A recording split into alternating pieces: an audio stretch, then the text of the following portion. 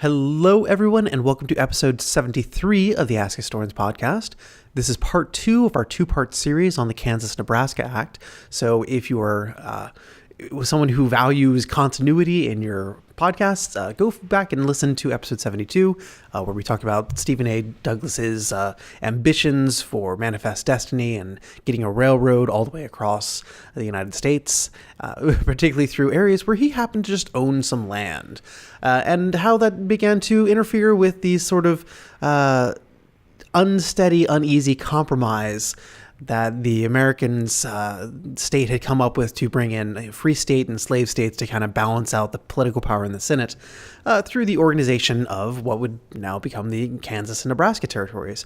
So we left off there with some political wrangling in Washington and the people who were proponents of organizing the territories to allow for popular sovereignty for slavery. In other words, to let the people of the territories vote on whether they wanted to have slavery in their territories. The proponents of that notion were going to Franklin A. Pierce, the president at the time, to kind of pressure him into, getting on board with this. And so we're going to pick up from there, talking about Franklin A. Pierce, the man himself, a little bit of his politics, but mostly kind of looking at how the 1850s was just a terrible time for kind of the American political scene itself. It's not a very sterling example of the American political system working too well. It did, after all, result in the Civil War. But also kind of talking a little bit about how there's just a string of terrible presidents during this time who just kind of wanted to take this glaring problem in American society, slavery, and basically just kick the can down the road and try to maintain the status quo as much as possible. So we'll go into that. We'll go into the political wrangling of getting the Kansas-Nebraska Act actually passed. We'll talk a little bit about Bloody Kansas, and then we'll wrap up by talking about why Kansas-Nebraska kind of only gets a footnote, a paragraph in some history books, when it does seem a little bit like it's one of our main trigger points for the Civil War. So I hope you enjoy the episode.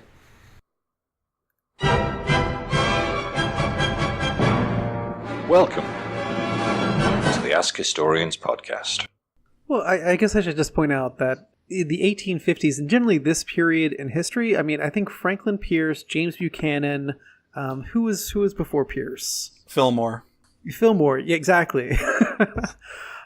These are guys who consistently kind of rate towards the bottom of... Yeah, for good reasons, yes. Yeah, because they're stuck in this kind of position where, this is the time where we're talking about that the kind of official policy towards slavery was don't talk about it until you absolutely have to, and then do the minimum compromise to get us back to not talking about it. And they were more than happy to kind of kick that can down the road. Yes, exactly. Part of the problem, too, is even allowing for their circumstances, especially Pierce, is just kind of bad at his job. He's very indecisive and kind of easily led. But what happens here is... basically, I'll be giving you a big example of this. Everything's lined up by the end of Saturday. This is the 21st of January, 1854. So what happens here is F Street's good, Douglas is good. We need to take this to the president because we know this is going to be controversial, which means we need to make this a test of Democratic Party loyalty. If you don't vote for this bill, Pierce needs to cut off the patronage strings to you, put you out of appointments, and generally make sure nothing you want done gets done. Otherwise, we might not have the votes. Complication here. Pierce's cabinet has been kind of watching this thing from afar. I mean, they're not involved in every intimate detail, but they know vaguely what's going on. And the repeal of the Missouri Compromise Plan, they're basically against it. The cabinet actually has a little vote on it, and they're like, well, no, we're not going to do this. Only the Secretary of the Navy, Dobbins, from North Carolina, and Jefferson Davis, yes, that Jefferson Davis, Secretary of War, are in favor of the repeal.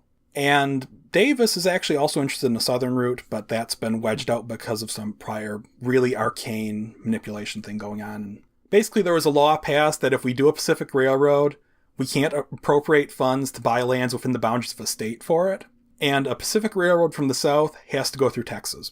So that one's done. Because it would do no good to start in like El Paso and work out from there, because El Paso's like the far end of the world from East Texas, given the infrastructure. So that kind of middle route is more, has at this point kind of become...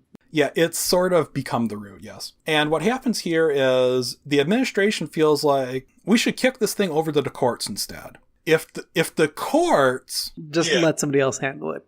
If the courts repeal the Missouri Compromise, if, say, you can convince Roger Taney to make a really super pro-slavery ruling that'll be really controversial, just floating that out there, then that saves their bacon. It's not a problem for them anymore. It's Taney's problem, and he's not up for re-election. Taney, of course, is the guy who writes the Dred Scott decision. So the thing here is that's not acceptable to anybody, because you're kind of establishing the precedent still that the nation can decide is just a different part of the nation imposing. So it's still against the whole spirit of popular government and popular sovereignty. And, I mean, the court has a southern majority, but there are still northerners on. There might be a swing vote in here. You don't know what's going to happen. Yeah, it becomes uncertain. Yeah. So early Sunday morning, Douglas Atchison and his buddies, the F Street Fellows in Phillips, I think, go and visit Jefferson Davis.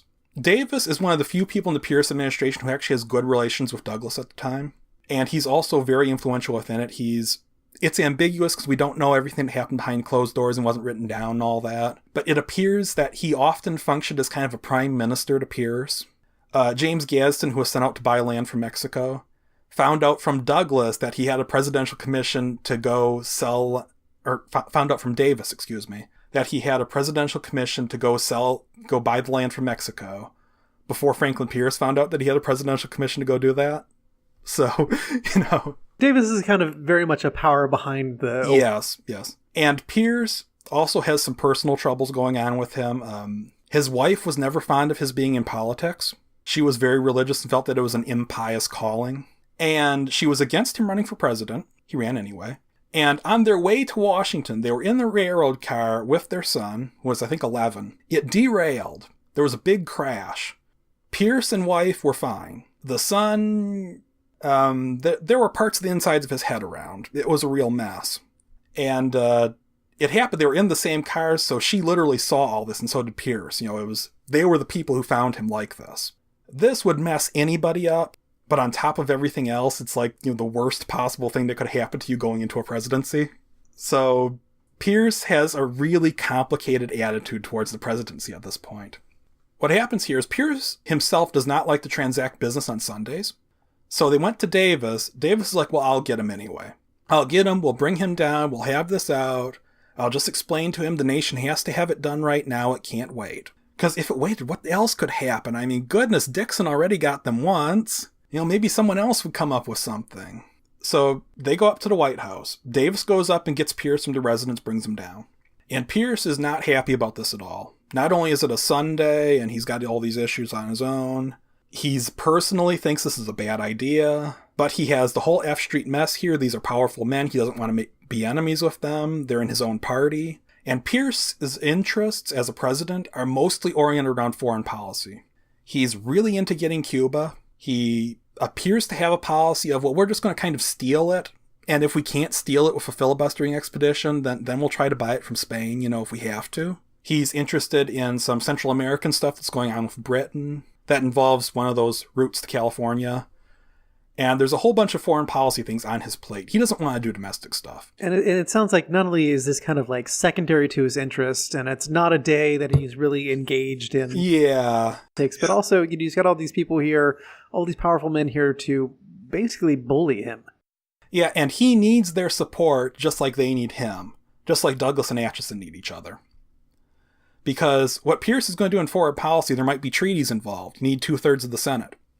Good luck, right? So they basically tell him this is what has to happen.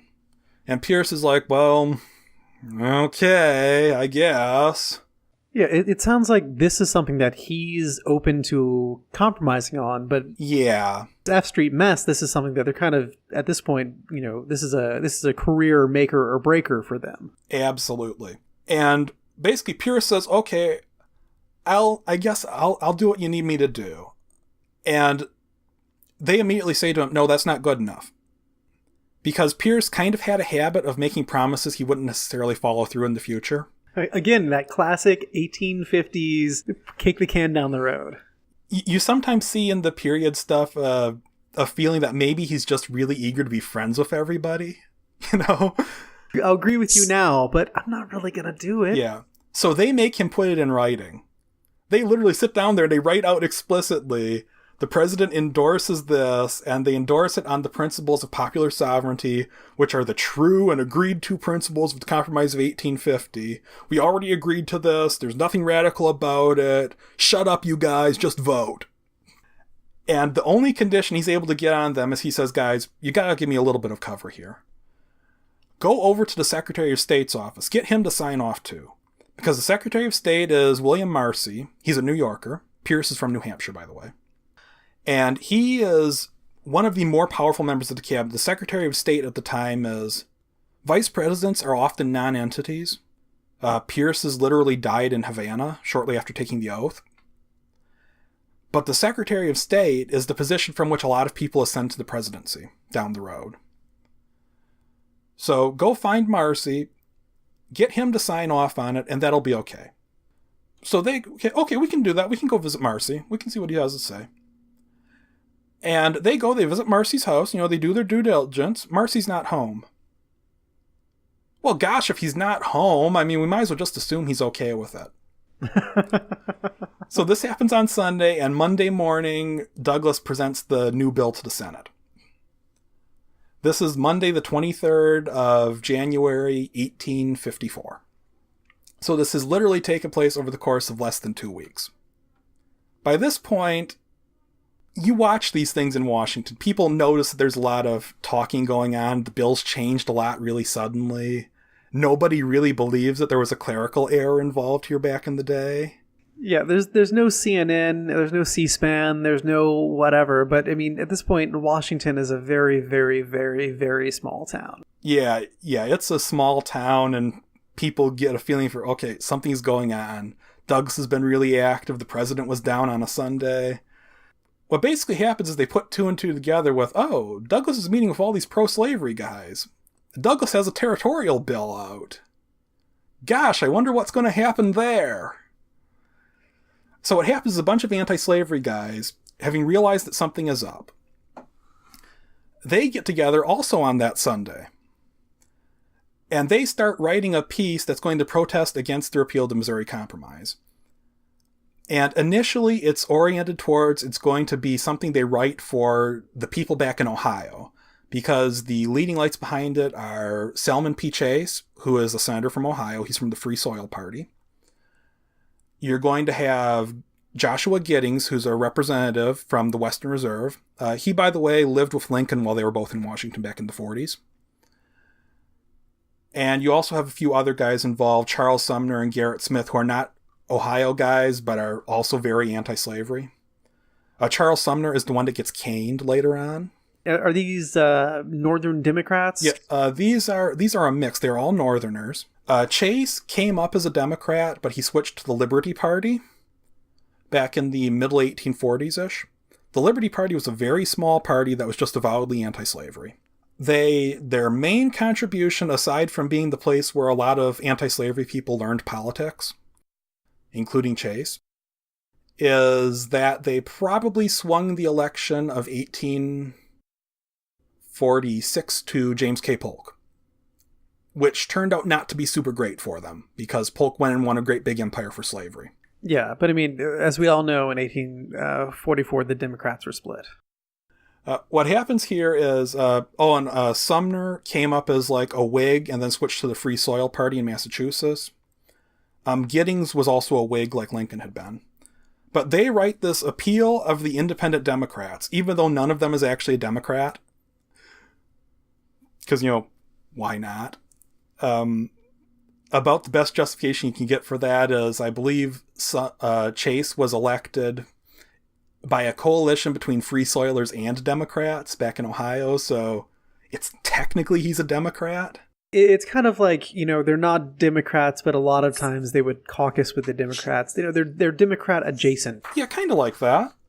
And what happens here is the appeal goes public. But what happens first is Douglas presents his bill on Monday. Now, Chase and his buddies have already written the appeal.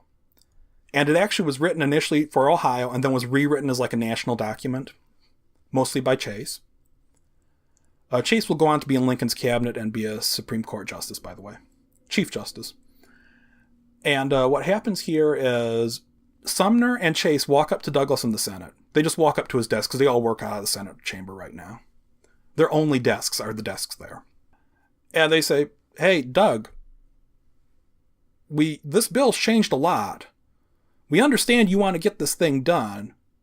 We're not necessarily opposed to that. But what we want to do is have some time to actually read the damn thing before we do debate on it. You know, we kind of want to know what we're voting on, maybe. Would that be cool by you? And Douglas is like, oh yeah, sure, no problem. That's just senatorial courtesy, no problem at all. I mean, we're all senators here. I respect you. Go for it. We'll delay things a few days. Okay. So the bill gets delayed a few days before the debate would begin.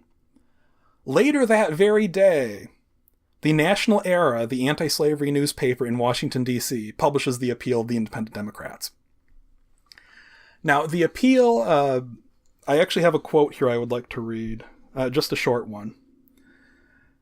The appeal calls the Kansas-Nebraska Act a gross violation of a sacred pledge, a criminal betrayal of precious rights, part of an atrocious plot to convert the territory into a dreary region of despotism inhabited by masters and slaves.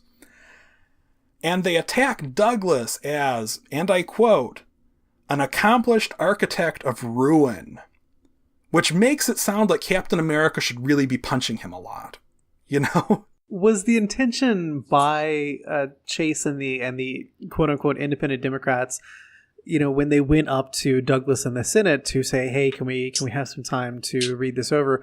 I mean, was that intended to be a delaying tactic so they could get their own, you know, this appeal out to kind of, you know, counterpunch? Basically, yes. There was a big concern that things were happening so quickly that this might be over and done before any opposition could get organized. So they needed to go public fast. Yeah, so they kind of sucker punched. Yeah, they sucker punched him, and he was mad. He attacked them for transacting business on the Sabbath, incidentally, which was impious and wrong, and never mind that Douglas had literally just done it on exactly the same day. And never mind that Chase was actually a very religious man. He was raised in part by an Episcopal bishop. And Douglas barely ever got inside a church. You know, it's one of those things.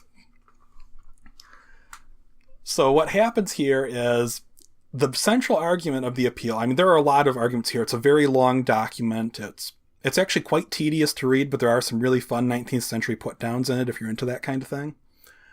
Such as an accomplished architect of ruin. Yeah. I swear he sounds like a really problematic Yellow Peril supervillain, you know? I just... So, the deal here is the main argument. This is a conspiracy, damn it. This is Douglas and these guys got together in secret. And what Douglas really wants to do is spread slavery. That's like all he cares about. He's coalitioned with the South. They're consciously doing this. In the end, they want to spread slavery all over the country, not just there, but maybe even into the northern states. We might not have free states at all if we let them get on with this. This is often called the slave power conspiracy theory. It's not technically true, because, you know, they're not really conspiring in secret to do this, and Douglas's motives are more complicated than that. It's just kind of ordinary political organizing and horse trading. But it's plausible because look at this. They are literally taking an area that was reserved to freedom and introducing slavery into it. I mean, if they're going to do that, what's next? The Missouri Compromise, that sacred pledge, has stood for 30 years. It's practically part of the Constitution, guys. Exactly. Where's this ending in the history of the country at this point is a pretty substantial amount of time. It is. And for most of these people, it's the Missouri Compromise passed when they were like kids or young adults. you're looking at people who were born in like the 1800s and 1810s for the most part. Yeah, this has been their adult life has been the Missouri Compromise as the sacrosanct thing. So it's a very good line to, turn to them and say, look at you trying to introduce despotism and masters and slaves into this sacrosanct land. But how does that play out in the Senate and the House? Do they have the rhetoric on their side, truly, but do they have the votes? Because we had just finished talking about how Pierce was out there threatening to essentially kick Democrats out of the patronage system if they win against this vote. Yeah, Pierce actually has the distinction of when he was the New Hampshire Democratic chief, he literally read a guy out of the party for being anti-slavery. John Hale, who became a Free Soil senator. So, he's been there before. He's capable of it. And the feeling is that, well, maybe there are private qualms about this, or maybe this is a bad idea. We don't all agree with this totally. And the Missouri Compromise was, even though at the time anti-slavery people took it as a great big defeat back in the 20s, it had become the conservative establishment solution to slavery. When Texas was annexed, they put a proviso into the annexation joint resolution that any part of Texas above the Missouri line, if it separated out from the rest of Texas, because Texas had massive, ridiculous territorial claims, they went all the way up into Wyoming, modern Wyoming. They would say, okay, if you section off a piece of Texas out of that, we'll accept that slavery's in Texas because slavery's already there. But if you part out a piece of Texas north of the line, then that has to be free. The Missouri Compromise applies to it. And back in 1850, the conservative establishment solution was going to be, we'll just extend the Missouri Compromise out to the ocean again. Period. It's how things are done. So they're going back on all this explicitly. And not just in this situation in 1850 where it's kind of weird, but as a broad-based general thing. This is the new epoch of territorial organization. So the feeling here is this is a radical step. However, these are 19th century political parties. They're pretty strong. That patronage machine they have working is really effective for getting people in line. And most Democrats are not prepared to die on the hill of slavery in Kansas anyway. As far as keeping it out, I mean. So it actually comes down to it's a pretty close party line vote. There are a few dissenting Democrats, but there's a whole lot of debate. The debate goes on into March. It's early March when the Senate finally passes the bill by a pretty... it's not party line because the Southern Whigs all vote for it too. But all the Northern Whigs are against it. And a few stray Democrats oppose it too. And this is in the Senate or the House? In the Senate. But that's still enough to pass it after a grueling 17-hour-long session. Yeah, so we had been talking about how fast this was moving. It looks like, we went through 4 versions of the bill in, a week and a half, essentially. And then we have essentially a month of debate followed by a whole day solid of arguments. Yeah. What happens is the accounts I've read of the arguments, I've read a few of the speeches myself. They are very tedious reading. Yeah, primary sources. What are you going to do? But the arguments mostly seem to focus on Douglas arguing against the authors of the appeal and other anti-slavery guys who are arguing back against him. There doesn't seem to be a whole lot of people kind of in the middle. Most people are very settled from the beginning on how they're going to vote. That includes 2 Southern dissenters. Those are Bell of Tennessee, who was the guy who wrote the Indian Removal Act back in the day. He's a Whig. And he believes this is just a bad idea because it's too early and, the Missouri Compromise was fine. And he actually starts cracking jokes about, Senator Douglas, I understand you might be a little bit obsessed about new territories. You may have a mania for it. I hope I'm not insulting you if I say you may have a genius for it. And Douglas is like, yeah, no, you're fine. Houston Sam Houston from Texas is basically against it on the same grounds as Bell, except he's a little bit more focused on the Indian question of, we promised this land to the Indians forever. And we might have actually meant that. And if we didn't, what's going to happen is you're going to push the Indians out. They're going to come south. And they're going to be angry when they come south. And south of Kansas is going to be Texas pretty soon. Yeah, so it's not all altruistic on Houston's side. Yeah, it's kind of like, well, look, hold on. If we're going to be crowding out, the Native Americans up north of me, I'm worried that caused me some problems as well. And also, we had some treaties. Yeah, we had treaties. So what happens, though, is the measure passes 37-14. And that kicks it over to the House. Now, the House is different because the House is the popular branch. The House is elected by population, and the North has the sectional advantage in population. So there's a clear majority in the North here. Yeah, because in the Senate you had that that block of Southern Whigs who just kind of flipped over and joined the Democrats. Yeah, but in the North, in the House, the North has a straight out majority. They can deny the passage of the bill right there. And what they do is they get together on a parliamentary maneuver where normally this bill would get reported over to the Committee on Territories. They would go over it, maybe make some revisions, and then report it back out to the full House. Now, the Committee on Territories only has the job of dealing with territorial legislation. So it doesn't get referred there. It gets referred to the Committee of the Whole, which is literally the whole House. The Committee of the Whole has all the other business of the House behind it. And it gets stuffed at the bottom of the calendar. It has 50 other measures in front of it. Every one of them needs debate and all these other things. So it's death by agenda item. Yeah, and the theory is we'll probably run out the session before we get to it, and it'll die right there. And then we can come back for the 34th Congress and do it all over again. Again, 1850s, kick the can down the road. Yeah. And either that or they might put it through with an amendment restoring the Missouri Compromise and, fight it out with the Senate. But what happens here is, for a while, it looks like that's going to work. The bill's just going to be buried. It's going to be done with. But Franklin Pierce gets involved putting the patronage screws to work and starts basically buying votes with offices as the normal way of doing things to enforce party discipline at the time. And after a few months, it appears like they probably have a majority work together. So they decide, well, we still have to get through those other items on the calendar. And we don't want to risk drawing this out over multiple votes on, okay, we're just going to reschedule this thing forward and forward and forward. So what we're going to do is we're going to hammer through all 50 things in front of it in quick succession.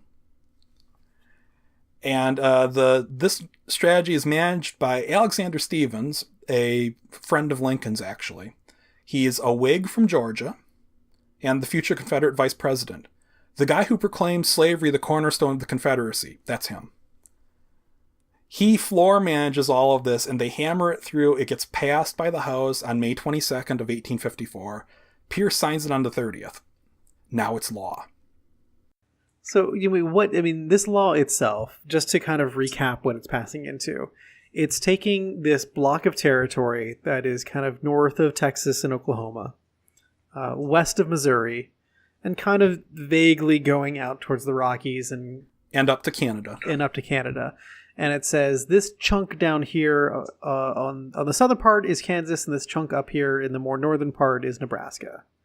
And from there on out, they can then say, when you guys become states, you can then decide whether you want to be free states or slave states, with the understanding that Nebraska will be free and Kansas will be slave. There's kind of an implicit understanding of that, yes, that's probably how things will work out. So I think what we're missing in this equation, because we've spent, we've become Washington insiders at this point. Clearly we're inside the Beltway, just corrupt politicos doing backhand deals on F Street and pressuring presidents on Sundays. What do the people of these territories actually want? Have we thought of the people? Was the assumption that Kansas would turn slave because there were more people who wanted to be slaveholders there? Or was the assumption that, Nebraska would turn free because there were more people who are already, anti-slavery in that area? What is the actual population of these two new territories want? Well, prior to the passage of the bill, we're looking at the population of these territories as far as voting people goes is 0. But afterwards, people are going to be coming in. And the normal pattern of these things is people move over from the immediately adjacent state. Because this is again, to get back to our initial thing here, this was previously Indian territory. So yes. There were technically no white people allowed.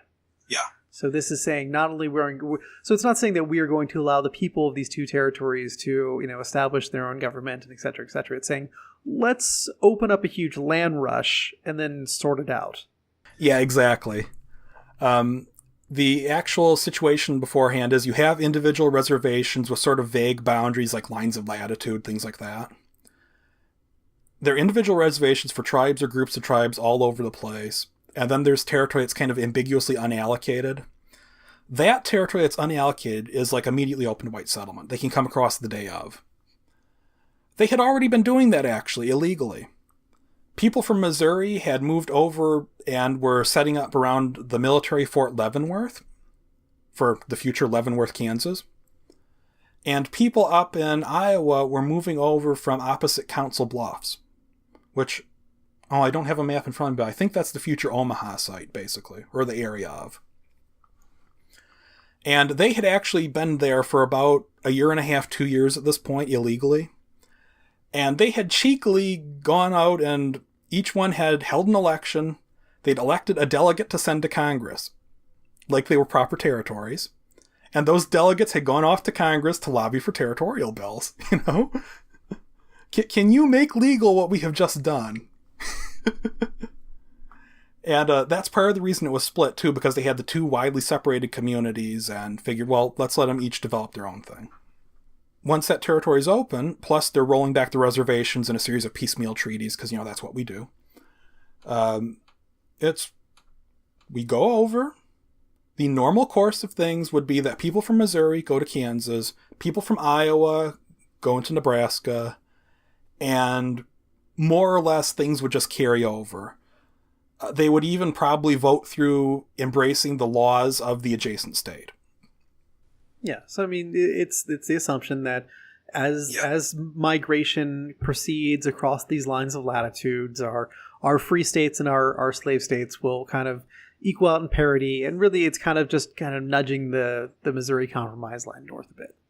Yeah, and there are lots of irregularities that happen in Kansas, but a lot of them are basically pathological versions of the normal process of settling a territory.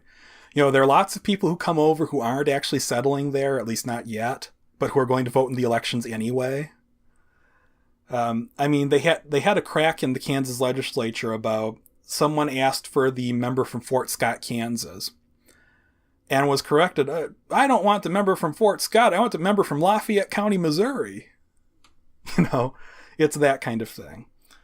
But what happens here to make this worse, and I'm not blaming the anti-slavery people here, I'm really not, but it kind of works out this way. Since all this has been going on, people have smelled a rat in the North. Anti-slavery Northerners, which is by no means all of them, but it's a good chunk of them, feel like this is a trick. They basically agree with the appeal that some dirty dealing has been done here. But if they're going to offer us this popular sovereignty thing, where the people who go there can decide for or against slavery, well, why don't we give you popular sovereignty good and hard? And they even say this in the Senate. William Henry Seward, the senator from New York, a Whig at the time, he later becomes a Republican, later Lincoln's Secretary of State. Who gave us Alaska. He says to Douglas in the Florida Senate, well, if you're going to make a war of this, we'll have a war. And Douglas says, okay, bring it. So it's not just a massive land rush, it's a massive... Ideologically charged, yes. And what happens that really sets Missouri off is you have the Emigrant Aid Company gets together in Massachusetts. The Emigrant Aid Company is the brainchild of a guy named Eli Thayer. And he's diehard anti-slavery. He figures we're going to subsidize emigration by good anti-slavery men to Kansas to win it as a free state. And maybe down the road we'll do the same thing for Missouri and Virginia and turn them too. So he gets the legislature of Massachusetts to vote through a corporate charter. He's capitalized to the tune of $5 million, which he never sees any of. But, he's authorized to sell that much stock. And he's going to be bringing people over. When word of that gets back to Missouri, first of all, there's a very strong anti-big business sort of sentiment in the West. And then you also have Rich Yankee involved. Rich Yankee going to try to decide things in favor of themselves instead of Missouri, and Missouri has a right to Kansas anyway. It's right next to us. It's our land, damn you. So we got to get organized and do something else.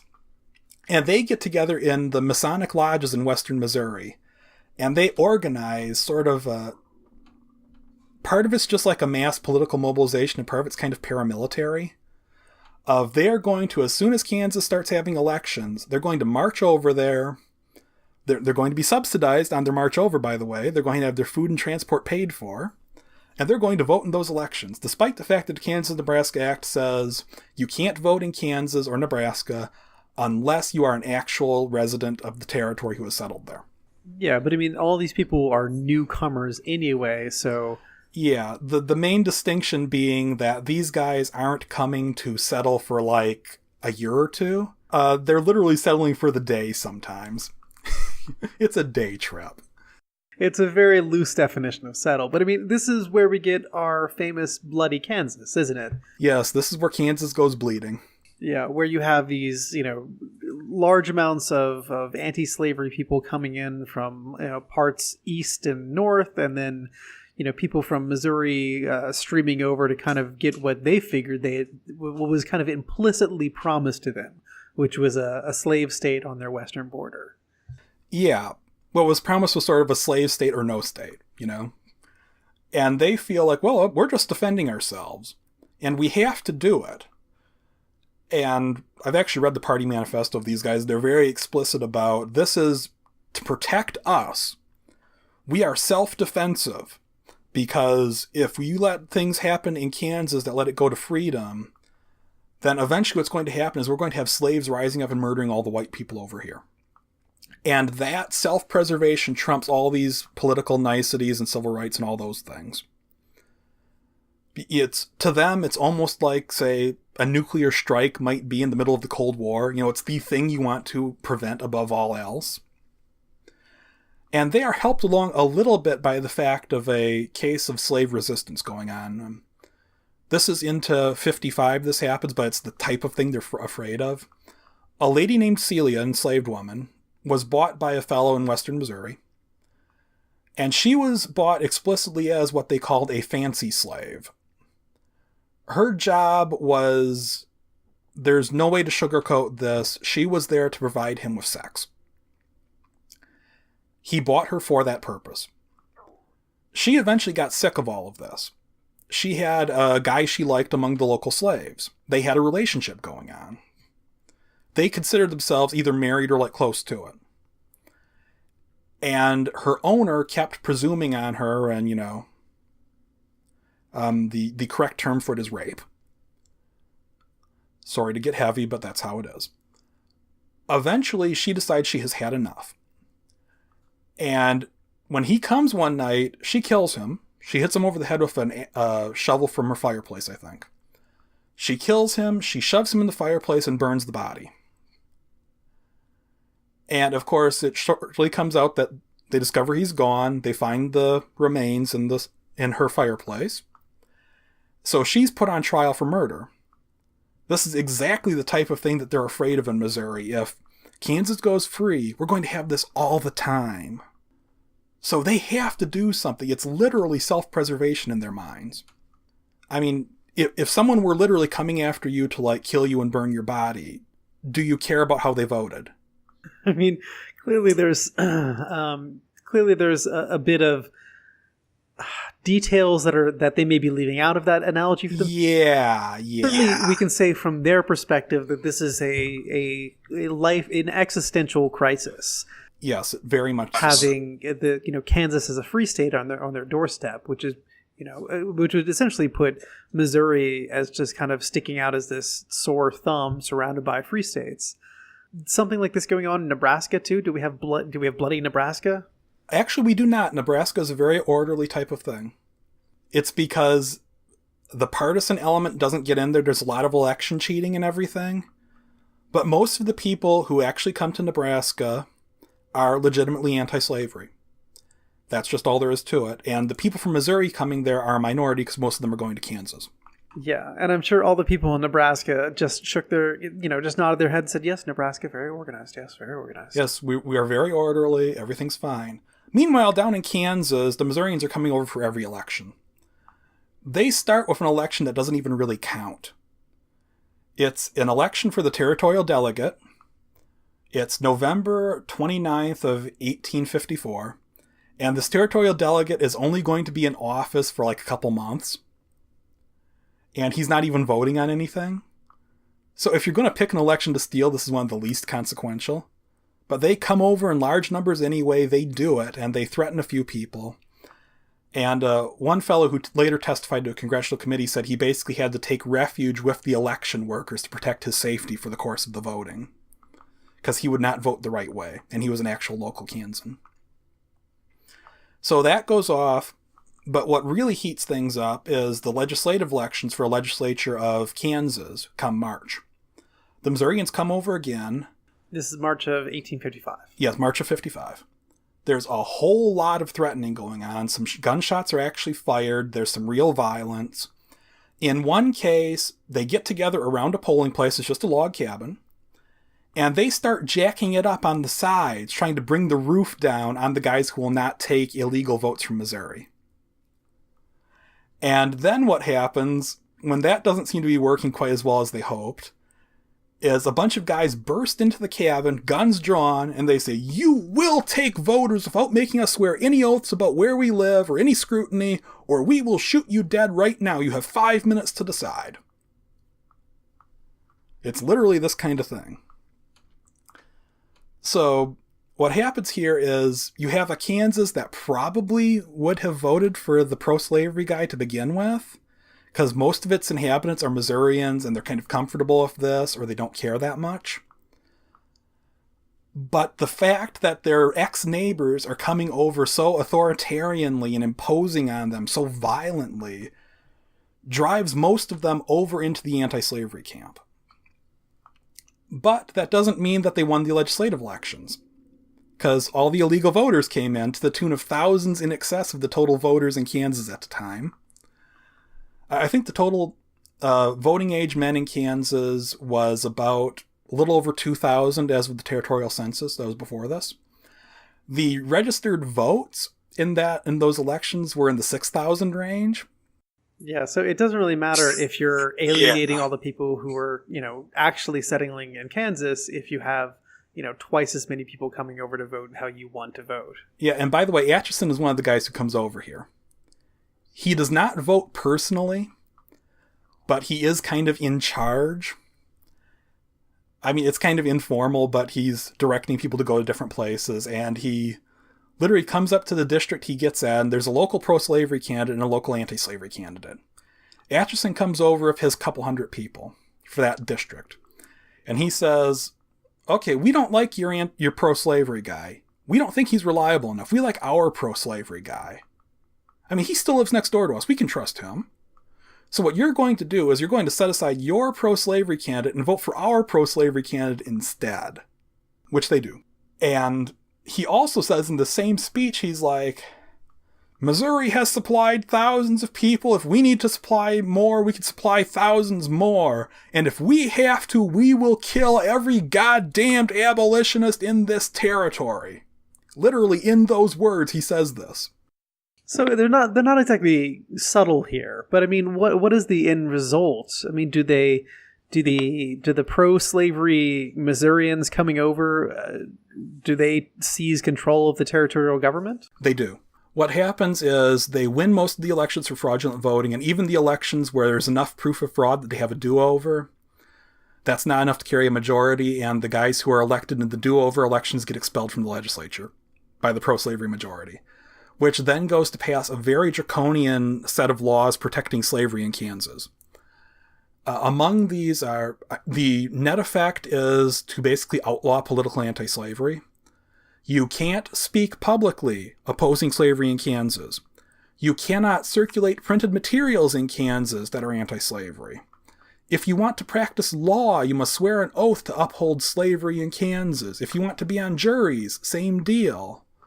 And on and on. These are extremely thorough. It's more robust protection for slavery that existed in any southern state at the time. It's making it entirely explicit. This is a slave state now. If you don't like that, you can go to Nebraska. Yeah. If you don't like it, get out or get used to it. So, of course, the majority of the people in Kansas by this point are sick of this. So what happens over the course of the summer and fall of 1855 is they start organizing an opposition. First, they think maybe we could just write some protests, we'll write off to Washington, we'll get some relief, because they can't have any idea what was going on here. But it soon turns out that Franklin Pierce doesn't really care.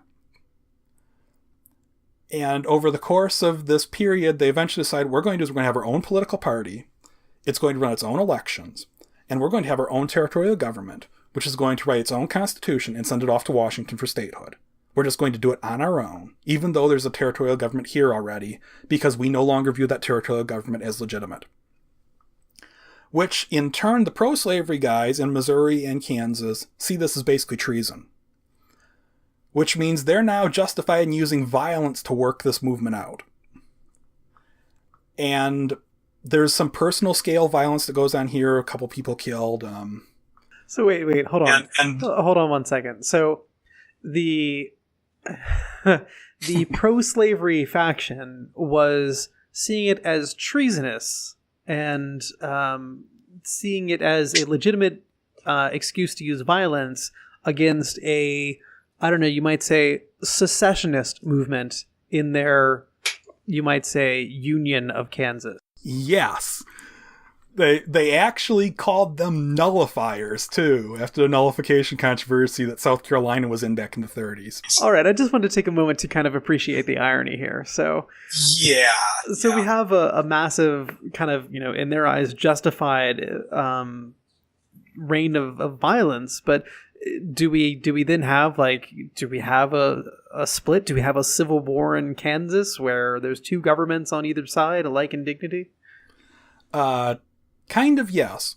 It's not a full-blown organized armies constantly campaigning against each other civil war, but you do see some very serious violent clashes. There's a near miss at the destruction of the Free State headquarters of Lawrence in December of 55. Later on in 56, they actually do come back and destroy it in the spring. I mean, but that of course doesn't get rid of the anti-slavery, the free soilers, I guess you should say. Who gets their constitution to Washington? Who actually gets to be the state? Well, for a while it looks like it's going to be the pro-slavery guys. Both constitutions get to Washington. They both do constitutional conventions and everything, go to Washington. And of course this immediately puts it back in Washington's court. Which one do we accept? Oh wow, we did a real good job of putting slavery out of our hands, didn't we? Yeah, this is exactly the thing they were trying to avoid. And what happens in the long run is the democracy, now under Buchanan, James Buchanan's president now, this is 1858, they decide we're going to support the Lecompton Constitution, which is the pro-slavery one. The anti-slavery one is the Topeka Constitution.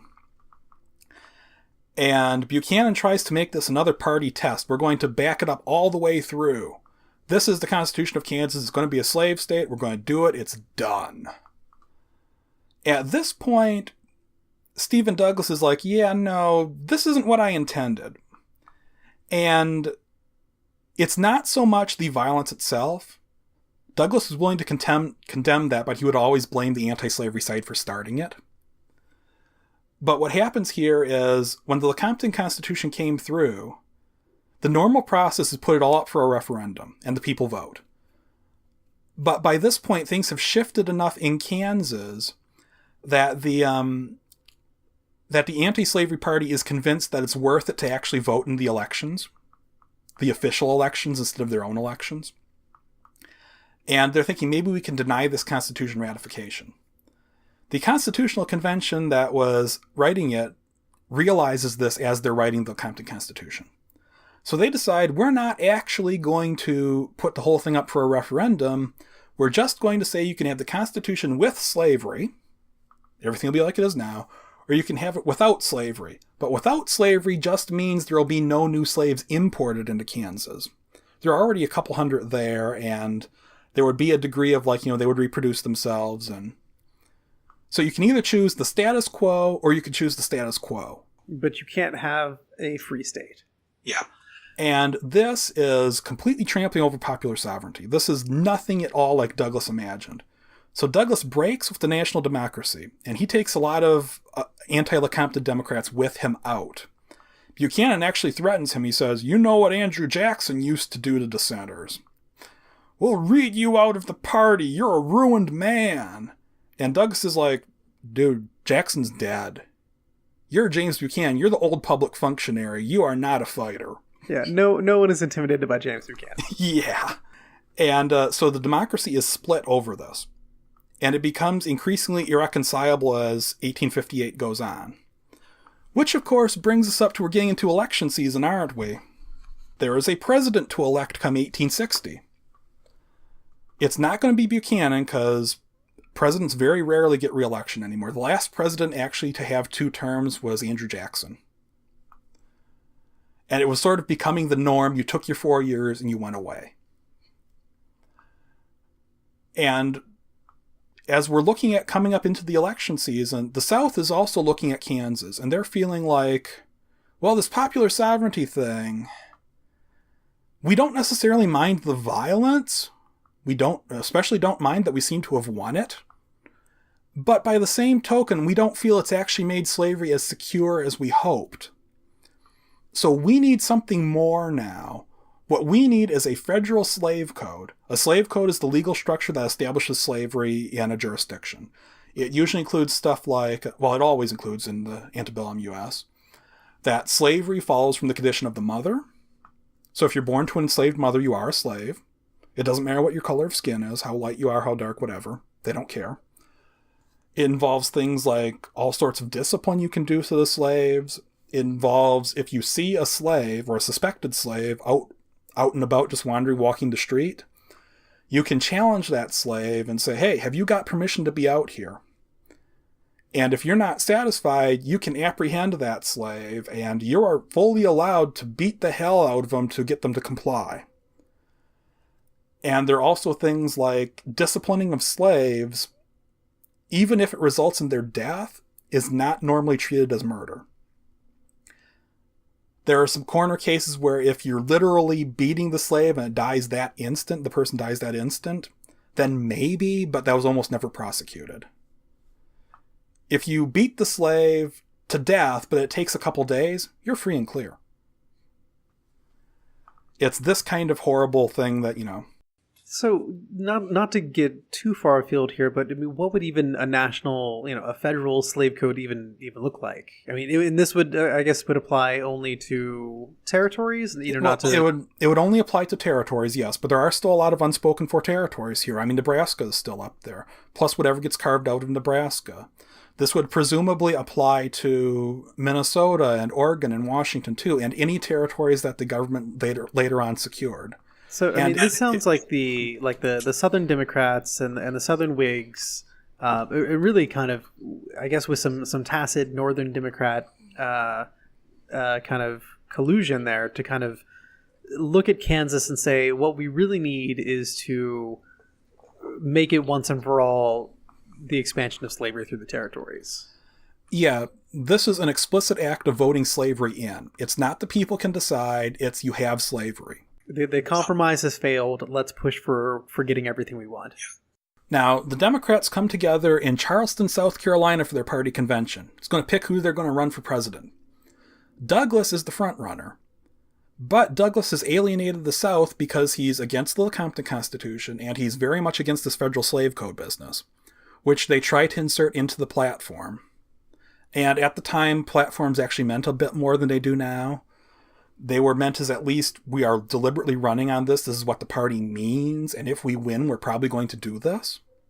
Versus just, it would kind of be nice and everyone sort of ignores it. presumably the party is like pledged on their honor. They're on this platform. This is what they want to do. So we get to Charleston. It's the worst possible place for a presidential nomination convention at this point, because, you know, it's Charleston, South Carolina. It's the most pro-slavery place, the most pro-slavery state in the Union. And Douglas has a majority of the votes to get the nomination, but he needs 2/3. That's the rule, instituted to make sure the South always had a veto power. Douglas refuses to sign on to the federal slave code. He's not going to change his mind on Lecompton. This makes him repugnant to the South. And when he does not cave, a bunch of them walk out of the convention. And Douglas is like, well, okay, if they're gone, do I have a majority now? Do I have my 2/3? And the chair of the convention's like, no, it actually needs to be 2/3 of everybody, not everybody who's here at the moment. So they can't reconcile. And they're like, well, okay, we're going to have a do-over. We're going to meet in Baltimore and try again. Nope, doesn't work. They still can't settle, so what you have here is 2 candidates running for the Democratic ticket. You have Douglas, who is supported in the North by the Northern wing of the Democracy, and you have John C. Breckinridge, who you might remember from the Philip Phillips affair, who is running for the Democracy in the South. And he's running on like that slave code type ticket. So now you have 2 Democrats running.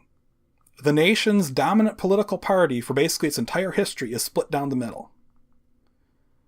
But you also have a new political party involved, because all those people who were really mad about Kansas, they stayed mad. The anti-Nebraska movement, they called themselves, got together over the course of 1854, 1855, and 1856, and eventually became the Republican Party. They are the nation's first explicitly anti-slavery party to actually have a big sectional base. They are not interested in getting a lot of recruits in the South. They are interested entirely in preventing the spread of slavery in the territories. They want to, at the absolute bare minimum, reinstate the Missouri Compromise, but more realistically, they want a total ban on slavery in the territories. Period. They are not going to negotiate. This is literally the glue holding their party together, because it comes together from Democrats, it comes together from former Whigs, quite a lot of them, and it comes together from people like the Free Soilers, who'd been on the radical edge for a while now. They are all united only by the fact that they are against slavery in the territories. They want the Kansas-Nebraska Act redone so they can have a completely free slate again. They're not going to compromise either. Yes, this is the modern Republican Party, by the way. This is literally where they come from. They get their start in the West, where the Nebraska issue is much more pertinent because these people actually expect they might be going out there in the future. And it takes them longer to catch on in the East, where Whig and Democrat institutions are much stronger, and realistically, most people aren't actually going all the way out there. And they end up with a compromise candidate who you might have heard of, Abraham Lincoln. The other horse in the race is our old friend John Bell, who was against the Kansas-Nebraska Act back in the day. He is running on sort of a conservative Whig ticket of, can we just have the second party system back again? That's kind of his party platform is, let's ignore the last 10 years. Yeah, it's like the Constitution as it is and the Union as it is. You know, it's sort of, yeah. And Bell is a minor factor, but the Democratic split means that Breckinridge carries the South, with the exception of a couple of Bell states in the Upper South. Douglas comes in second in the popular vote, but he only carries the electoral votes of Missouri, oddly enough, and a fraction of the votes in New Jersey. He split those with Lincoln. Lincoln carries the whole rest of the South. Or the North, excuse me. And what had happened here is back in 1956, the Republicans had run a candidate who carried almost the whole North. Lincoln basically finishes up the almost, and he becomes president because of it, because he has a very large electoral college majority. So he is a president who is avowedly anti-slavery.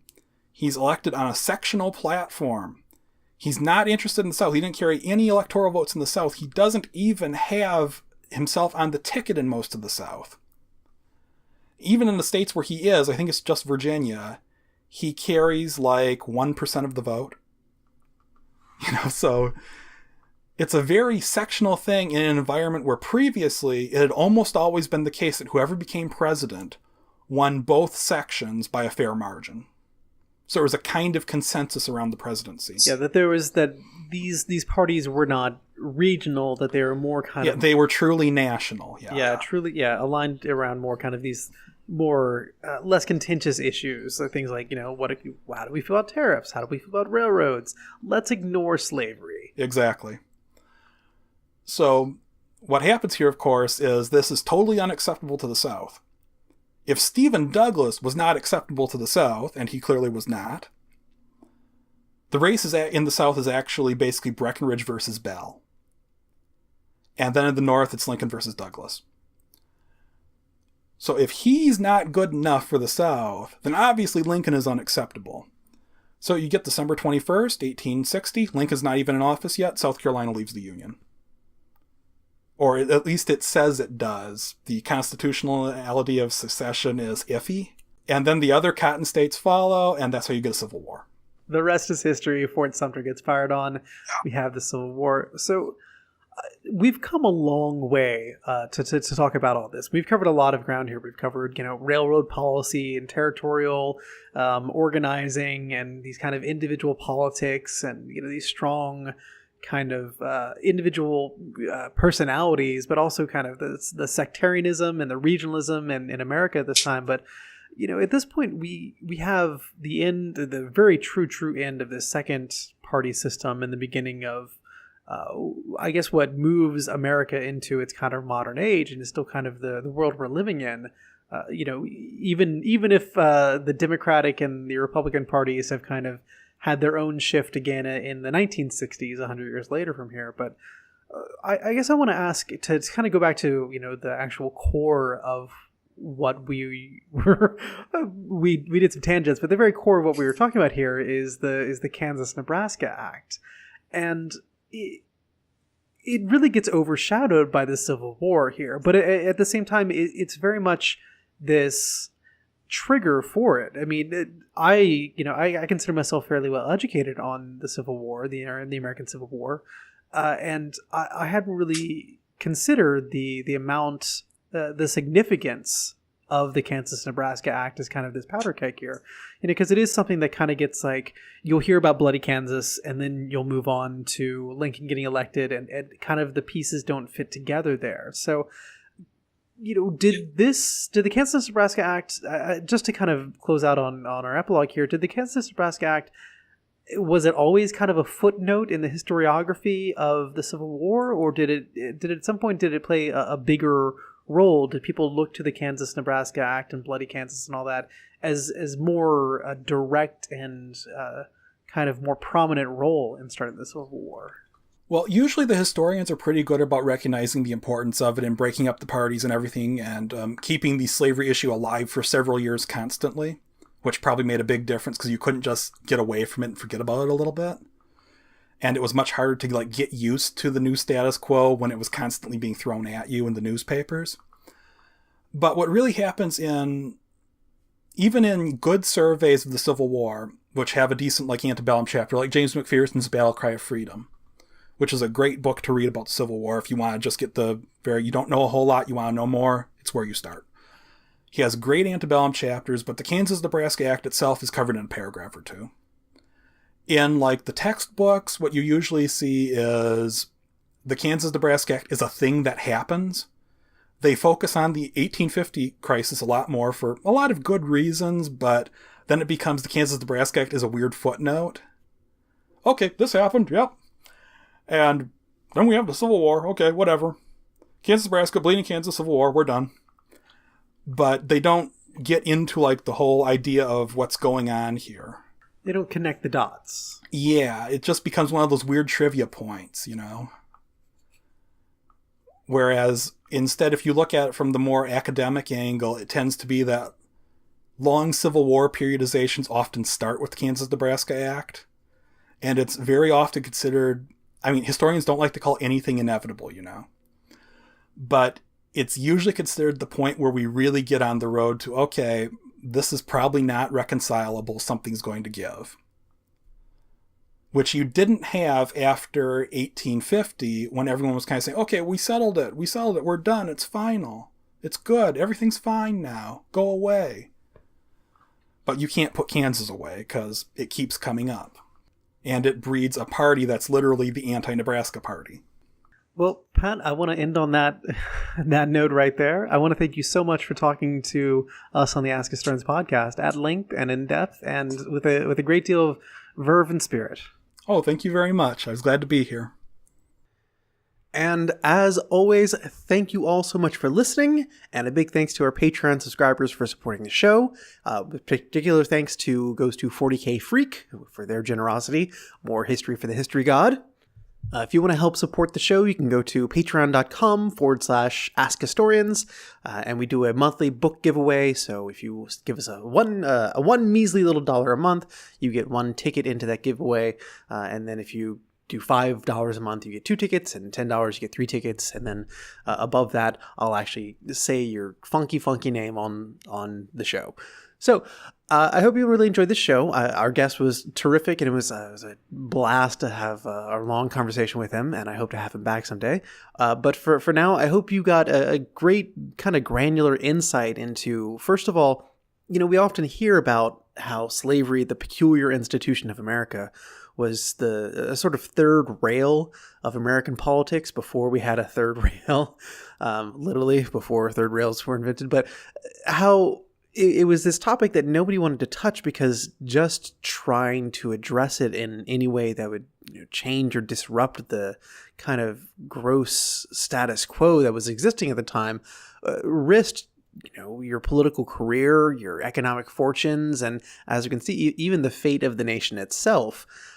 So I hope this episode kind of shone a light on how intertwined that issue was with just almost every aspect of American political society, but also kind of American society itself, and the fact that America was kind of hampered in its growth because every time it grew, it had to address the question of, will we be growing slavery along with our nation?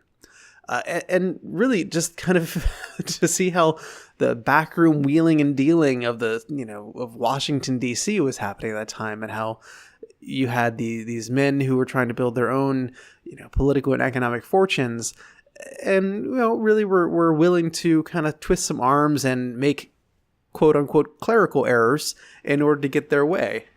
If you're a political junkie like I am, it's always helpful to get some perspective in American politics by remembering that, no matter how venal and corrupt and petty it seems today, 150 years ago, we had people who were, just as corrupt, just as venal, and just as petty, and they led us directly into really what was the bloodiest conflict for Americans that this nation ever seen, which actually is, I guess, a little frightening, but let's not diverge too much down that road. It's just important to remember that American politics is its own kind of historical blood sport, and the 1850s are a particularly uninspiring example of it. So I hope you enjoyed the episode. I hope you got a kind of a better look at the role the Kansas-Nebraska Act played in the history of this United States.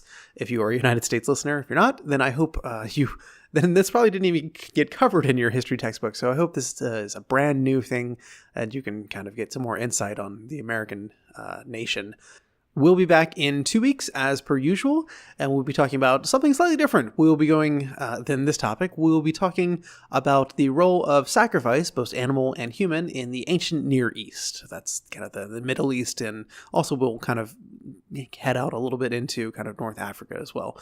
So I hope to see you back here in 2 weeks where we talk about that.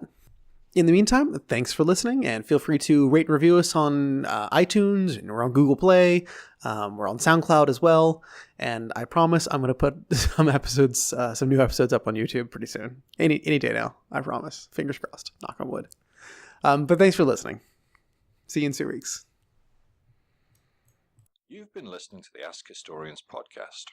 For more history like this, visit us at reddit.com/r/AskHistorians.